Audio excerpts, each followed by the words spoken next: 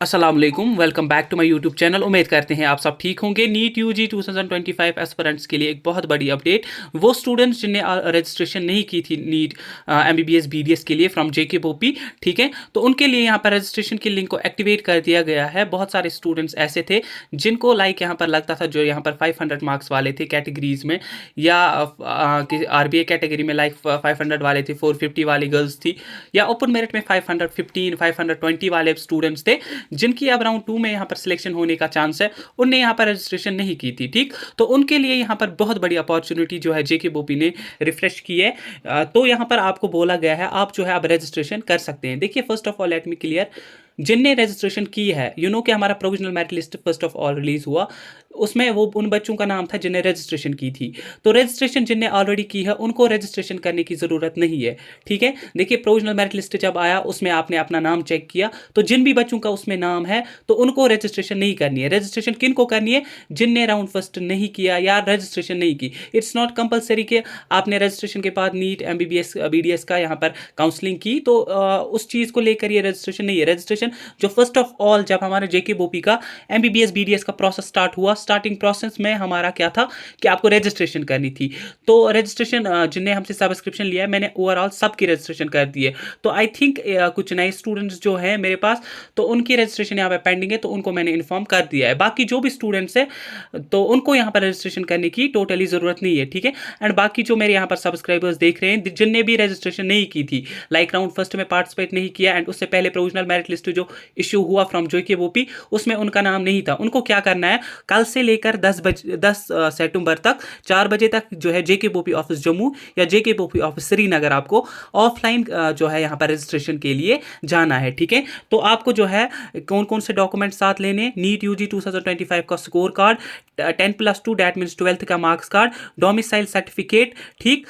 लद्दाख के बच्चों के लिए एसटी कैटेगरी सर्टिफिकेट जिनसे उनका पता चले कि ये लद्दाख के स्टूडेंट्स हैं, कैटेगरी सर्टिफिकेट जिन स्टूडेंट्स को कैटेगरी है ईडब्ल्यूएस एसटी आरबीए जो भी कैटेगरी है वो साथ लेनी है। डेट ऑफ बर्थ सर्टिफिकेट वो आपकी 10th क्लास की मार्क्स कार्ड के साथ आपको इशू कर दिया जाता है। आप 10th का मार्क्स कार्ड भी साथ लीजिएगा एंड डेट ऑफ बर्थ भी साथ लीजिएगा, ठीक। इसके अलावा जो लद्दाख के बच्चे हैं जिनने रजिस्ट्रेशन नहीं की थी उनको कंपलसरी सर्विस बॉन्ड यहाँ पर जो है लगता है, तो उनको स्टूडेंट्स को पता ही होगा कि उनका वो जो बॉन्ड यहाँ पर है वो उनको कैरी करना है एंड यहाँ पर जो है चले जाना है, ठीक। और यहाँ पर एक और चीज़ को मेंशन कर दिया गया है, OBC and EWS category certificates shall be as per the proforma prescribed for the UT of Jammu and Kashmir. तो उस परफॉर्मर में यहाँ पे वो होनी चाहिए आपकी ओबीसी या ईडब्ल्यूएस कैटेगरी।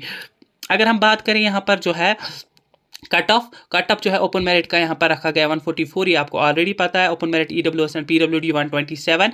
बाकी जो हमारी कैटेगरीज है 113 यहाँ पर जो है रखा गया, SC ST 1 ST 2 OBC ALC IB RBA, तो इनका यहाँ पर 113 जो है रखा गया है। The candidates need not register again if already registered.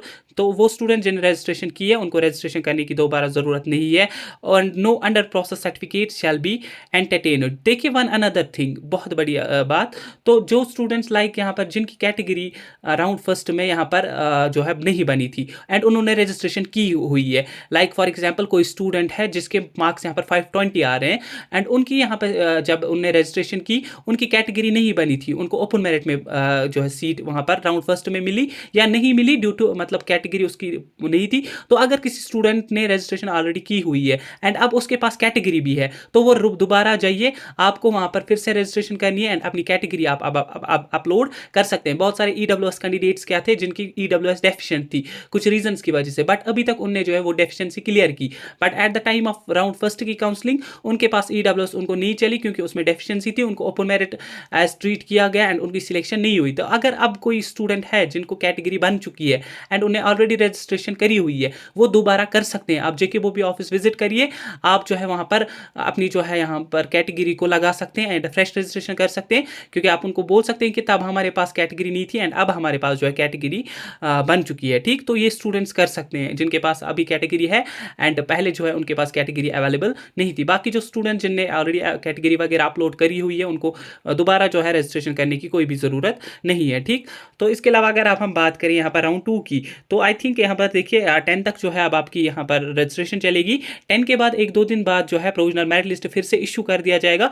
Already एक प्रोविजनल मेरिट लिस्ट आ चुका है, बट इस वाले प्रोविजनल मेरिट लिस्ट में वो बच्चे भी अब ऐड होंगे जो यहाँ पर रजिस्ट्रेशन करेंगे। देखिए बहुत बड़ी बात ये भी है कि यहाँ पर इससे थोड़ा सा कट ऑफ पे इम्पैक्ट पड़ेगा, क्योंकि बहुत सारे स्टूडेंट्स लाइक अगर हम यहाँ पर ओपन मेरिट की बात करें 520 कट ऑफ हो रहा था, तो अगर 1-2 स्टूडेंट्स यहाँ पर बन जाते तो ये 522 23 बन जाएगा कट ऑफ। ठीक है, ऐसे ही करके SC ST में भी अगर कोई स्टूडेंट जुड़ जाता है तो कट ऑफ पे जो है थोड़ा सा इफेक्ट पड़ेगा 1-2 मार्क्स का, क्योंकि उतने ज़्यादा स्टूडेंट्स यहाँ पर नहीं है जिन्हें रजिस्ट्रेशन नहीं की। लाइक जो भी स्टूडेंट था जिनको लगता था हमें MBBS मिल जाएगा, तो उससे 5-10 मार्क्स कम वाले ने भी पहले ही रजिस्ट्रेशन कर दी थी, बट कुछ बच्चे ऐसे थे जिनका यहाँ पर जो है हो गया था मिस, तो अब वो कर सकते हैं एंड उससे थोड़ा सा यहाँ पर कट ऑफ पे इम्पैक्ट पड़ेगा, बट ज़्यादा यहाँ पर इम्पैक्ट नहीं पड़ेगा। ठीक, बाकी जो हमें प्रोविजनल मेरिट लिस्ट पे पता चल जाएगा कितने ज़्यादा बच्चों ने यहाँ पर जो है रजिस्ट्रेशन फिर से की है। ठीक है, तो हमें जो है यहाँ पर क्या फ़र्क पड़ेगा कि जो स्टूडेंट्स यहाँ पर लाइक सिलेक्शन के करीब हैं तो उनसे थोड़ा सा कट ऑफ पे इम्पैक्ट पड़ेगा। बाकी अगर 300 मार्क्स वाले